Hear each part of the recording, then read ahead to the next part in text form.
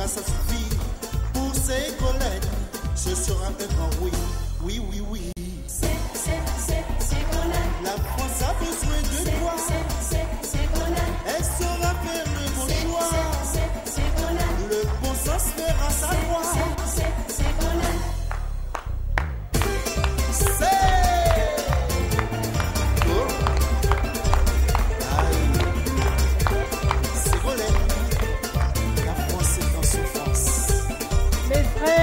Sœurs de Guadeloupe, merci d'être aussi nombreux rassemblés. En vous voyant aussi chaleureux, aussi affectueux, aussi enthousiastes, je me dis que seul je ne peux rien, mais avec vous, la victoire est non seulement possible, mais elle devient irrésistible.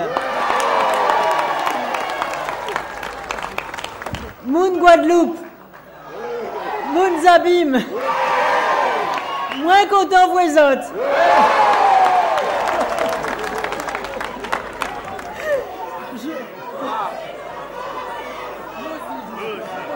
Nous aussi on est contents de voir.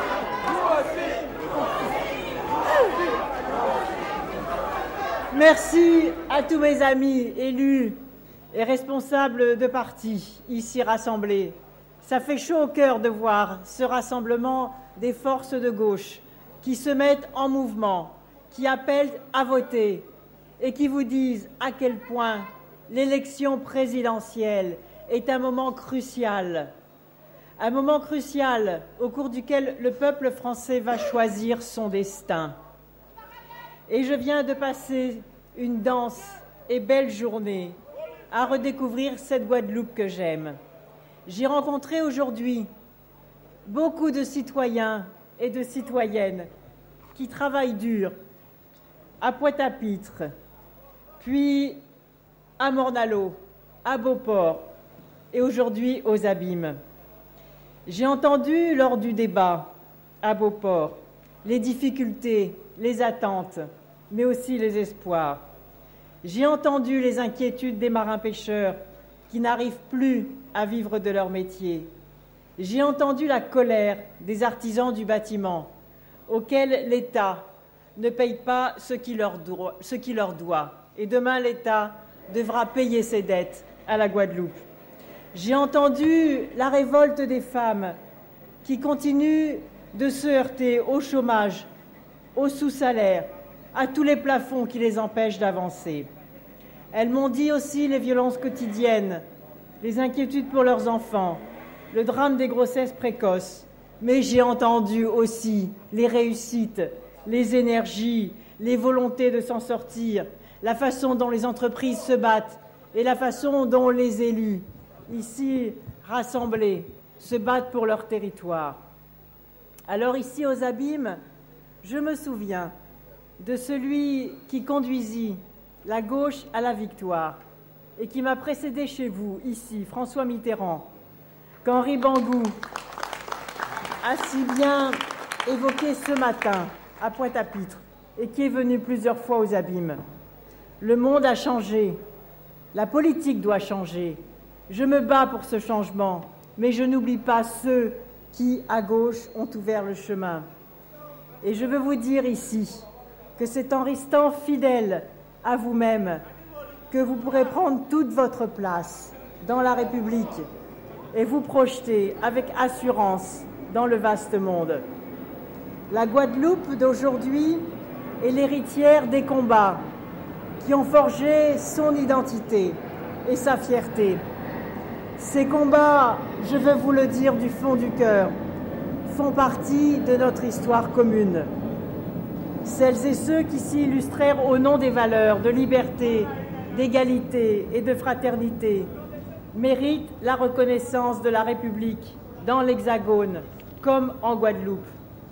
Oui, ils étaient nos frères et nos sœurs, ces esclaves déportés d'Afrique, qui par tous les moyens ont résisté à l'asservissement. Les hommes et les femmes qui se jetèrent à la mer durant la traversée des bateaux négriers, les marrons qui s'évadèrent des habitations, les révoltés de 1793 qui s'emparèrent des idéaux de 1789 et qui anticipèrent ici, en Guadeloupe, la première abolition de 1794. Et bien sûr, Louis Delgrès et les siens, dressés contre le rétablissement de l'esclavage en 1802 et les troupes de Richepense, chargées par Bonaparte de l'infâme besogne. Il est des nôtres, Delgrès, qui, dans la belle proclamation de Basse-Terre, en appelle à l'univers entier et rappelle à ceux qui trahissent la République que la résistance à l'oppression est un droit naturel.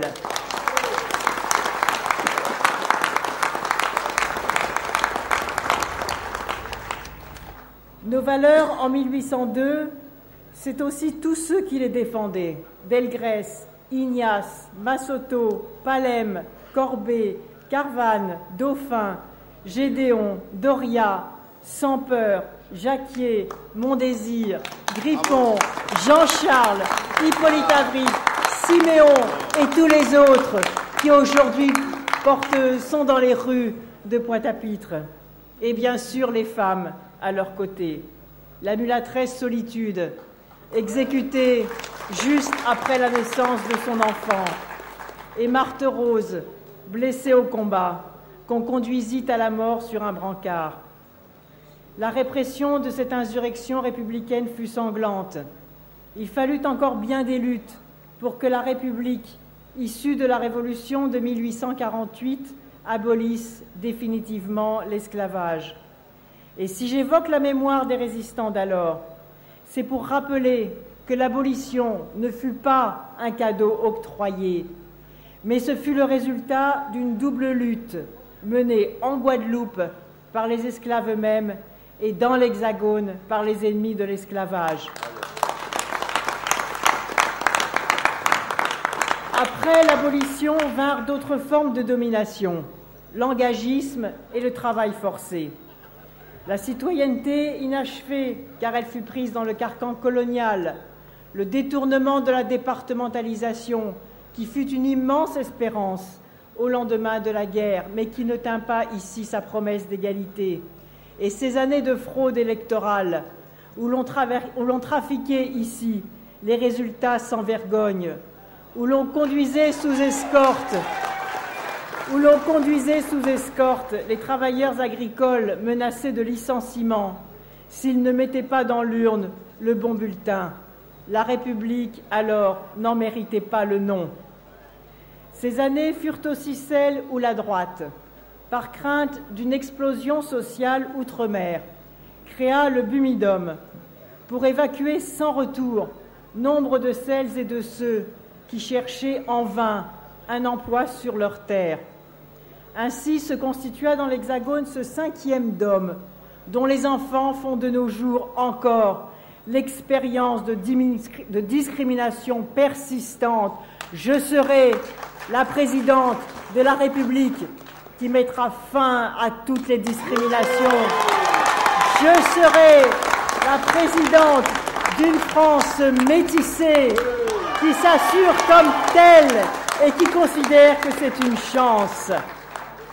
Et ces années-là, une femme y a inscrit son combat, Gerty Archimède.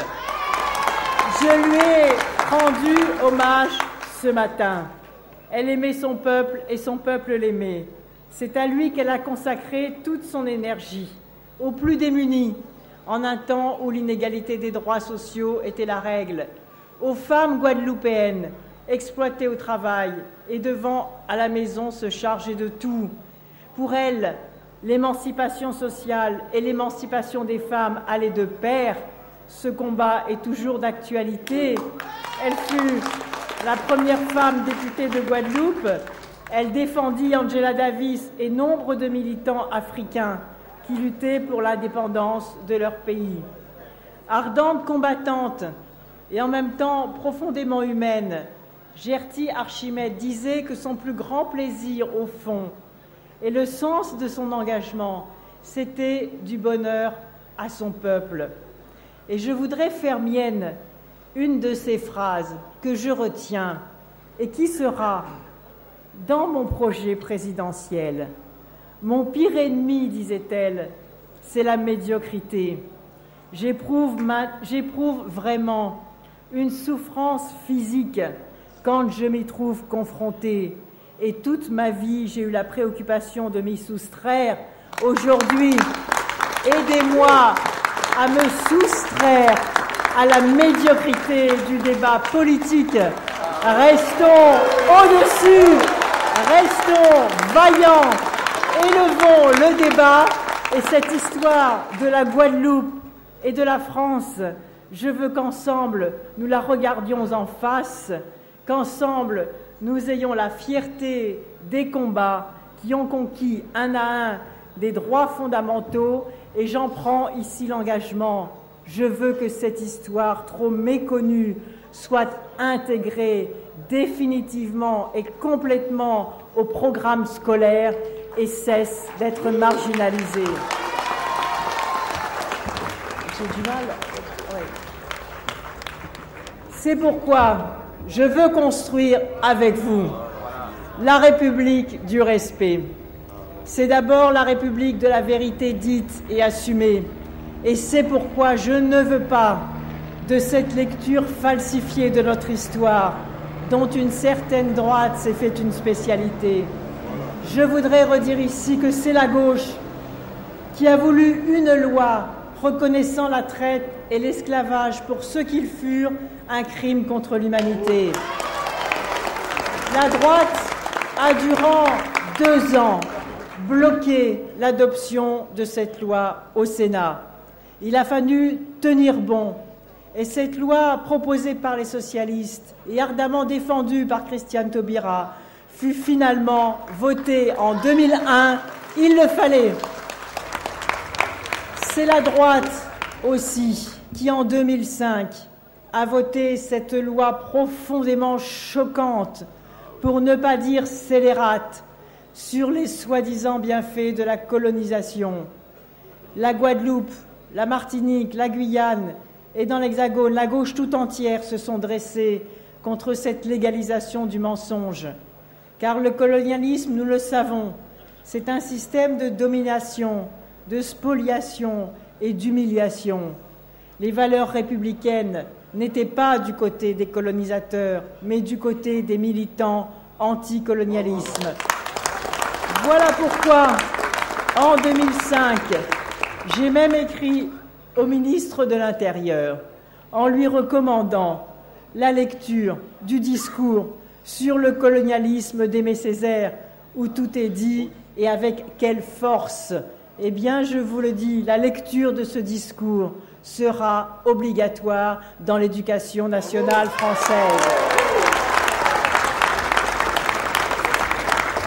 Et c'est aujourd'hui, dans cette confusion insupportable des valeurs, que l'on a récemment entendu le candidat de la droite prétendre que les croisades et Valmy, ça se valait, et que l'Ancien Régime et la Révolution, a-t-il dit, c'était à peu près la même France.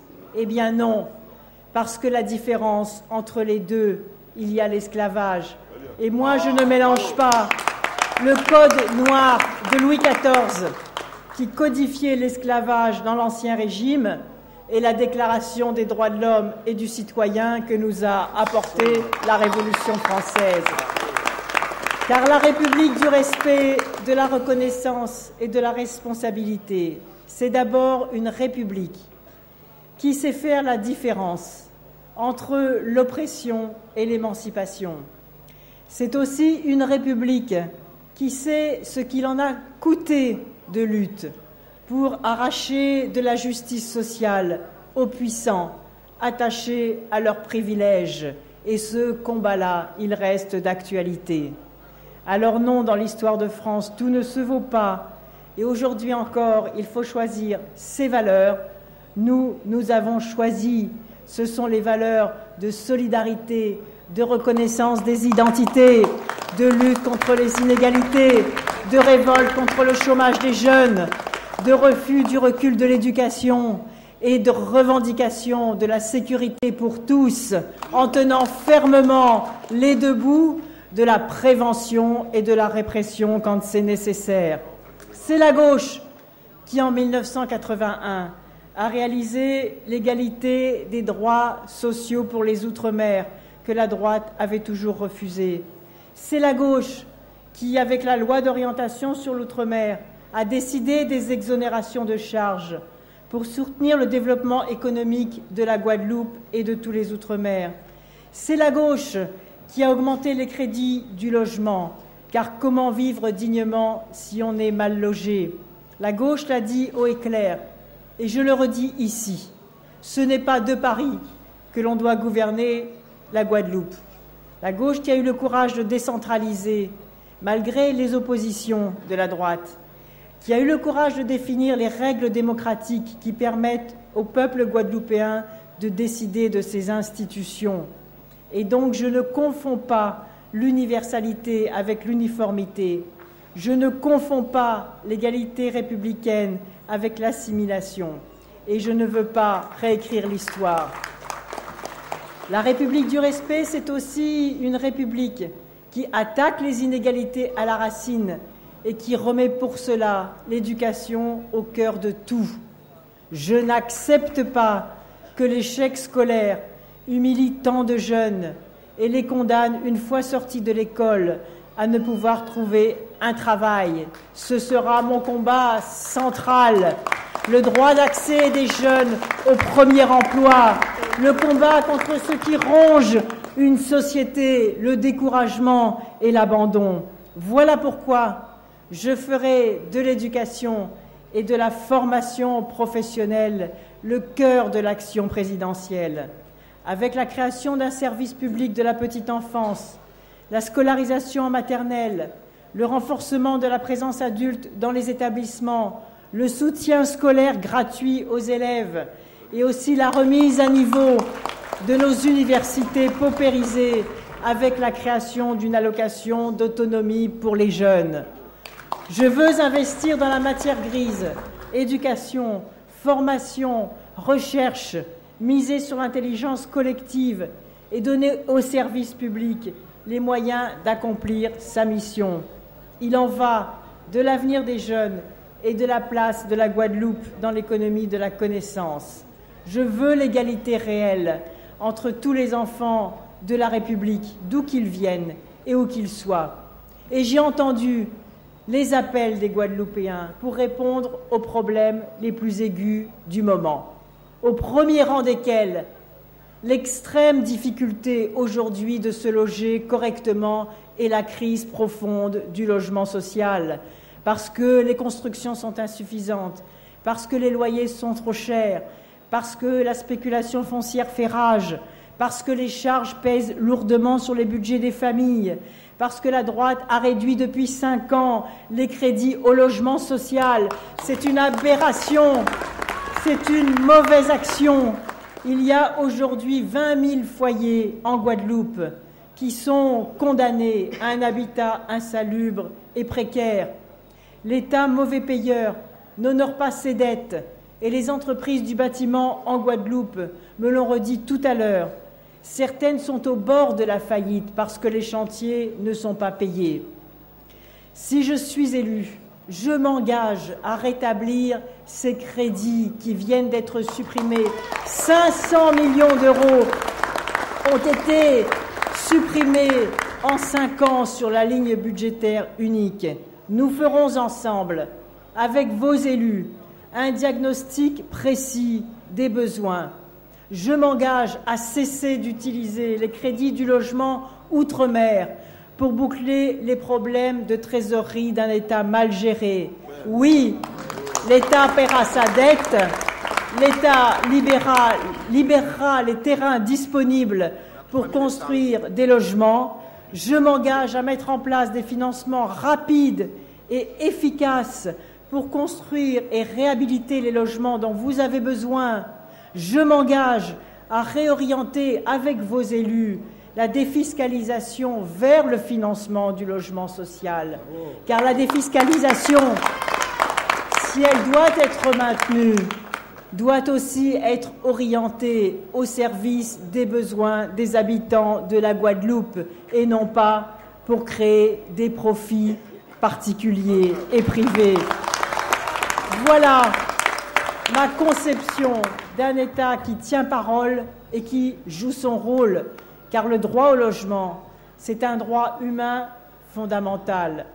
C'est de lui que dépend la possibilité de construire une famille, et construire une famille stable dans un logement sécurisé, c'est aussi pouvoir donner aux enfants le sens de l'effort et de la réussite scolaire.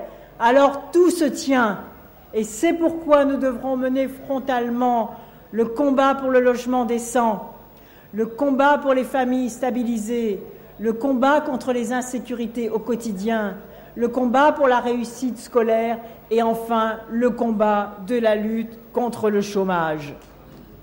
Le chômage en Guadeloupe est 2 fois plus élevé que dans l'Hexagone. Mais qui a réduit les crédits du Fonds pour l'emploi dans les départements d'outre-mer? C'est la droite, c'est l'actuel gouvernement qui, en prenant cette mauvaise décision, est directement responsable de l'augmentation consécutive du chômage qui entrave les efforts de la région et le développement économique de la Guadeloupe. Ces crédits seront rétablis.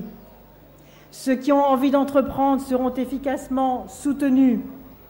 J'étudierai pour la Guadeloupe la possibilité de créer, comme l'ont proposé les socialistes, mais avec les réserves qui ont été émises tout à l'heure, comment nous pouvons étendre, consolider, renforcer les zones franches, bien différentes que celles évoquées par la droite. Méfions-nous, en effet, des promesses sans lendemain.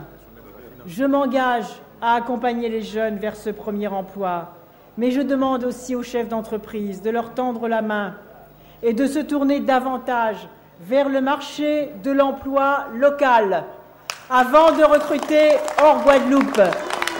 J'examinerai aussi la façon de régionaliser les concours administratifs, parce que je trouve indécent que des jeunes hommes et femmes diplômés soient écartés de ces concours.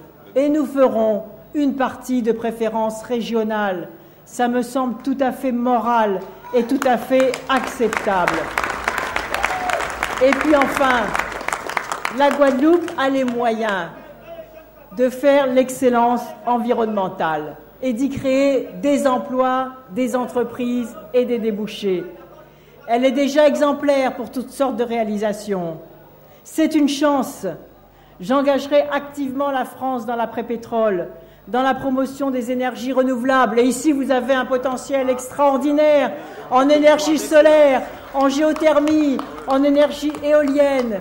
Et plus un seul permis de construire ne devrait être délivré sans que les constructions soient équipées par les installations en énergie renouvelable. Et d'abord, cela ferait baisser les charges locatives sur les familles. Je soutiendrai dans ce cadre les initiatives de la Guadeloupe, riche d'une biodiversité exceptionnelle et de savoir-faire reconnu. Et je voudrais vous parler aussi de ce dont beaucoup d'entre vous m'ont parlé, la délinquance, les filières mafieuses, l'immigration clandestine, les violences avec armes, cette insécurité de tous les jours qui vous angoisse. Trop de jeunes, souvent déscolarisés et sans perspective professionnelle, qui dérivent sur la mauvaise pente. Il faudra rétablir la police de proximité, supprimer de façon aberrante. Il faudra arrêter les maux de la provocation qui attisent les colères. La République du respect que je veux instaurer exige des responsables politiques un comportement à la hauteur de leur charge. Je crois que la sûreté au quotidien est un droit démocratique, un ordre juste qui doit être garanti à tous. Et oui, bien évidemment, toutes les alternatives à la prison pour les jeunes, et en particulier, mais bien sûr, l'encadrement militaire avec des chantiers humanitaires doit être préféré à la prison, car on le sait, les jeunes qui sortent de prison en ressortent 2 fois plus récidivistes. Et sans la sécurité, sans la sûreté, tout se perd. La confiance dans les institutions, le respect de l'autre et la solidarité.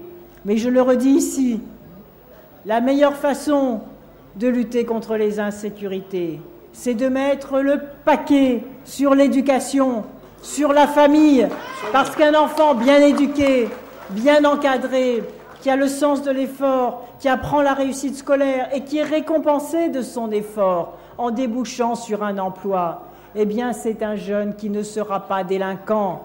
Et comme le disait Victor Hugo, une école qui ouvre, c'est une prison qui ferme. Et c'est pourquoi toute réduction du budget de l'éducation nationale, mais c'est une pierre posée sur le chemin de la délinquance et de l'insécurité. Et je remettrai la priorité éducative au cœur de tout et en avant de tout. Et chaque adulte sera appelé à remplir son rôle d'adulte, son autorité d'adulte, sa transmission des valeurs et des repères. Et c'est à tous les niveaux que l'exemple doit être donné. Par les puissants, par ceux d'en haut, qui n'ont pas le droit de s'affranchir des règles dont ils réclament l'application pour les autres. Et je le dis, l'État que j'incarnerai sera un État exemplaire, habité par la morale de l'action, par l'honnêteté au quotidien et par l'exemple qu'il donnera. Ce sera l'exercice d'une simplicité dans cet exercice du pouvoir, d'un souci de l'efficacité et dans l'obligation ardente de rendre des comptes. Et c'est parce qu'aujourd'hui, je vous écoute et je réponds concrètement à vos préoccupations. C'est parce que je suis nourri de votre voix, de votre exigence, de celle de vos élus, des attentes que vous portez, que j'ai la conviction, la profonde certitude que non seulement je parle juste, mais que demain j'agirai juste pour redresser la France qui mérite beaucoup mieux que ce qu'elle a.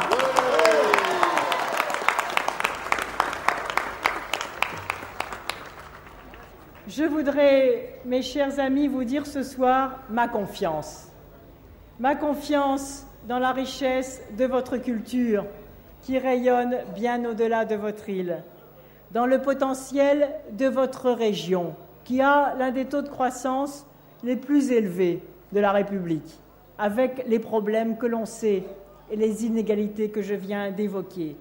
Mais cela veut dire qu'il y a beaucoup de talent, beaucoup de potentiel, et je vous donnerai les moyens de décider pour vous-même et de faire en sorte que la Guadeloupe saisisse toutes ses chances et tous ses talents.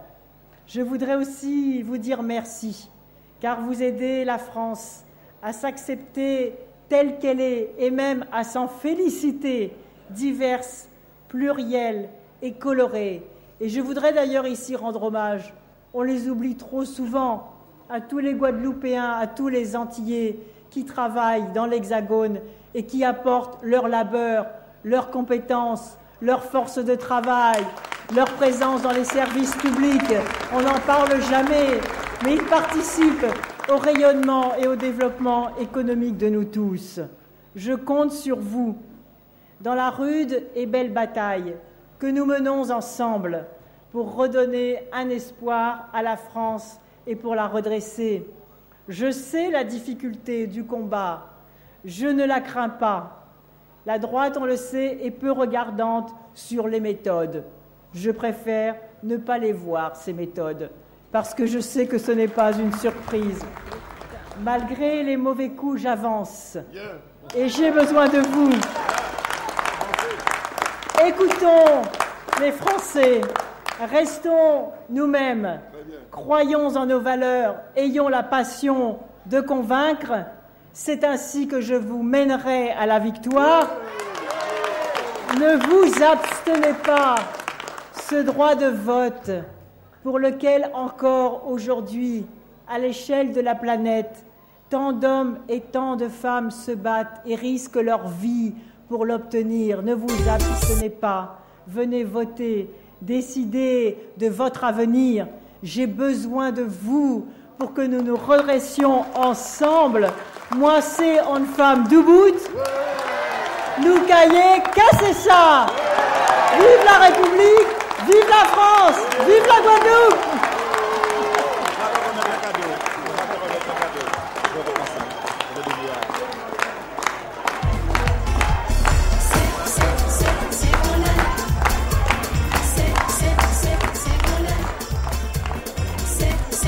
J'appelle Marie-Camille Mounier.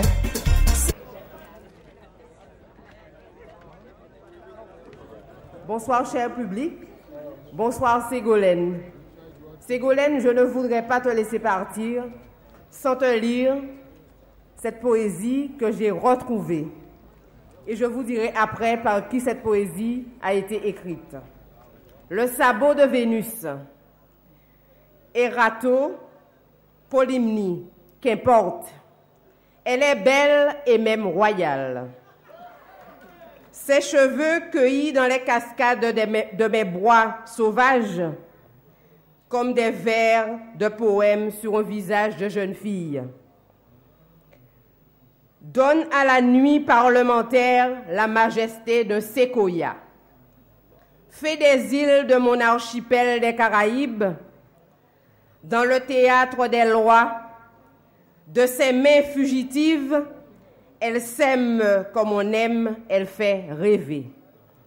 Même quand ses apostrophes écorchent les mandarins, sa parole qui s'évade délicatement de son sourire chasse lassitude et renoncement. Le silence se fane quand elle s'en va. Le lointain se précipite vers elle, mignonne députée en robe du peuple. La marée de passion emporte les vieilles rengaines. Blottie dans le feuillage des amendements, elle plaide pour une nouvelle humanité. Et son parfum d'encens la rend encore plus belle. Son intelligence rayonne sur la savane législative, l'orchidée de son regard, telle une prière, ouvre un coin de ciel bleu dans l'univers des humbles. Dans l'arène palpitante de démocratie, ses pommettes de grenades pleines de vie et sa peau d'anthurium captive des yeux têtus remplissent de poésie la barque solitaire des damnés. Sa conviction goutte à goutte creuse le fardeau de la misère. Un alizé roucoule dans la bananeraie tropicale. Doucement, le printemps s'éveille. Elle est là. Je vous salue, Marie.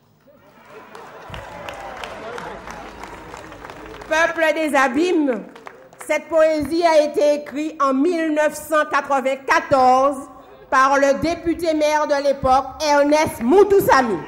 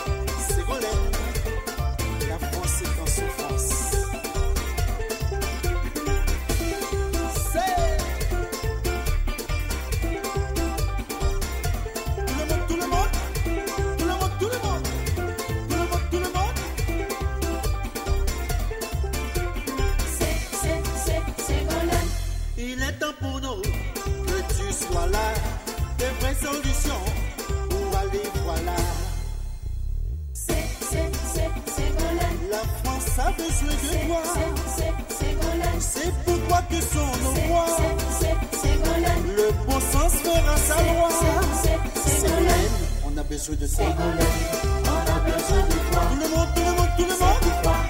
Que seront nos voix? On chante. On a besoin de toi. One more time. C'est pourquoi que seront nos voix? Ségolène, on a besoin de toi. Ségolène, C'est pourquoi on a besoin de que toi. seront nos voix? Parce que la France est en souffrance. Ségolène, La France a besoin de toi. Ségolène, C'est pourquoi que sont nos voix. Ségolène, Le bon sens fera sa loi. Ségolène, Ségolène, Avec Ségolène, Ségolène, pas de ni problème. Hein? Ségolène.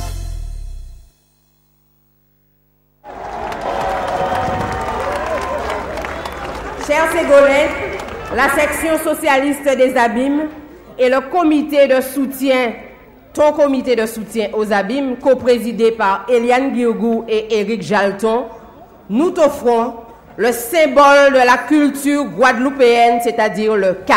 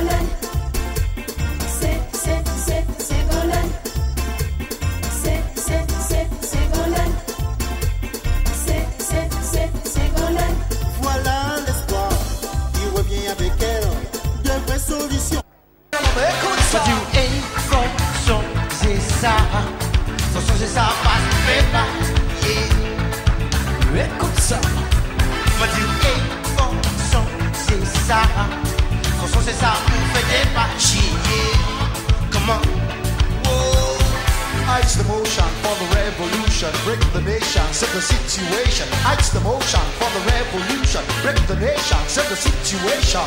Tout le monde!